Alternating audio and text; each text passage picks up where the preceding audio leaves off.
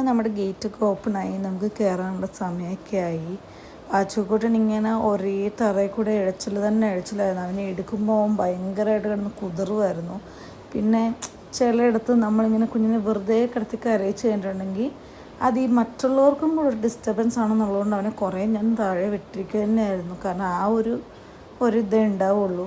But അവരിങ്ങനെ വെറുതെ കിടന്ന് കരഞ്ഞിട്ടുണ്ടെങ്കിൽ അത് അപ്പുറത്തൊക്കെ ഇരിക്കുന്നവർക്കൊരു ശല്യമാകും.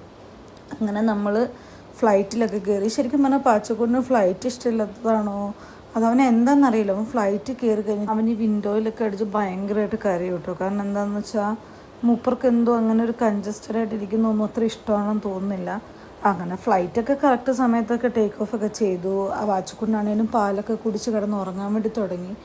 ലാസ്റ്റ് ഫ്ലൈറ്റ് എന്ന് പറഞ്ഞിട്ടുണ്ടെങ്കിൽ നമുക്ക് ഭയങ്കര പാടായിരുന്നു. കാരണം ഇവനെ ഞാൻ ഒറ്റയ്ക്ക് കൊണ്ടുപോയത് ഇത്തവണത്തെ പോലെ തന്നെ. ബട്ട് ലാസ്റ്റ് ടൈം ഇവൻ ഉറങ്ങിയ സമയത്ത് നമ്മൾ ഫ്ലൈറ്റിൽ കയറി. പക്ഷേ ഫ്ലൈറ്റിൽ കയറി ഉടനെ ഇവൻ കണ്ണ് തുറന്നു.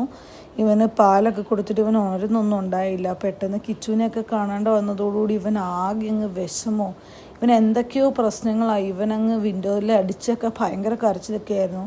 അങ്ങനെ ഒരു വിധമാണ് ഞാൻ ഇവനെ കഴിഞ്ഞ പ്രാവശ്യം കൊണ്ടുവന്നത്. അപ്പോൾ ആ ഒരു പേടി എനിക്ക് മൈൻഡിലുണ്ടായിരുന്നു, ഇവനെ ഞാൻ എങ്ങനെ ഇത്തവണ കൊണ്ടുവരും എന്നുള്ളത്. അങ്ങനെ വലിയ പ്രശ്നമൊന്നും ഉണ്ടായില്ല. അവൻ ത്രൂ ഔട്ട് ഫ്ലൈറ്റ് ഇത്തവണ ഉറങ്ങുമായിരുന്നു. അങ്ങനെ നമ്മൾ സേഫായിട്ട് ഒരു 5:30 ആയപ്പോൾ നമ്മൾ കൊച്ചിയിൽ ലാൻഡായി. നമ്മളെ വിളിക്കാൻ അച്ഛനൊക്കെ വന്നിട്ടുണ്ടായിരുന്നു. അപ്പോൾ ഇത്തവണ നമുക്ക് ബാഗേജൊക്കെ കിട്ടാൻ വേണ്ടി കുറേ ലേറ്റ് ആവുകയൊക്കെ ചെയ്തു. എന്തോ നമ്മുടെ ബാഗ് വരാൻ വേണ്ടിയിട്ട് കുറേ ലേറ്റ്. ഫസ്റ്റ് ഒരു ബാഗ് ആദ്യമേ തന്നെ വന്ന് നമ്മൾ ആ ബാഗും വെച്ച് കുറേ നേരം പോസ്റ്റായിട്ട് നിന്നു കേട്ടോ. അപ്പം നമ്മൾ പാച്ചുക്കുട്ടനെയും കൊണ്ട് ഇറങ്ങിയപ്പോഴൊക്കെ ഭയങ്കര ഉറക്കമായിരുന്നു. ശരിക്കും പറഞ്ഞാൽ ബാഗെല്ലാം കിട്ടി, നമുക്കിനി പുറത്തേക്ക് ഇറങ്ങിയാൽ മതി എന്നുള്ള രീതി റെഡി ആയപ്പോഴാട്ടോ അവനെ എഴുന്നേറ്റത്. അങ്ങനെ ദൂരെ കാണുന്നതാണ് പാച്ചുക്കുട്ടൻ്റെ അപ്പൂപ്പന്മാർ. അവരാണെങ്കിൽ ഈ 2 മാസം കൊണ്ട് ഇങ്ങനെ നോക്കി ഇരിക്കുമായിരുന്നു പാച്ചു ഒന്ന് തിരിച്ചു വരാൻ വേണ്ടിയിട്ട്. കാരണം ഈ 2 പേരുടെ ഏറ്റവും വലിയ നേരമ്പോക്കാണ് ഇവയെന്ന് പറയുന്നത്.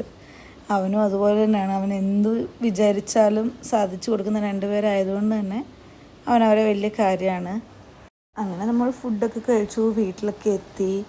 രാത്രി പിന്നെ വീഡിയോ ഒന്നും എടുക്കാൻ പറ്റില്ല, ആകെ വയ്യായിരുന്നു. അങ്ങനെ കണ്ടില്ലേ, പാചകം വീട്ടിലെത്തിയതോടുകൂടി ഹാപ്പിയായി. അപ്പോൾ അത്രയൊക്കെയുള്ളൂ. ബൈ.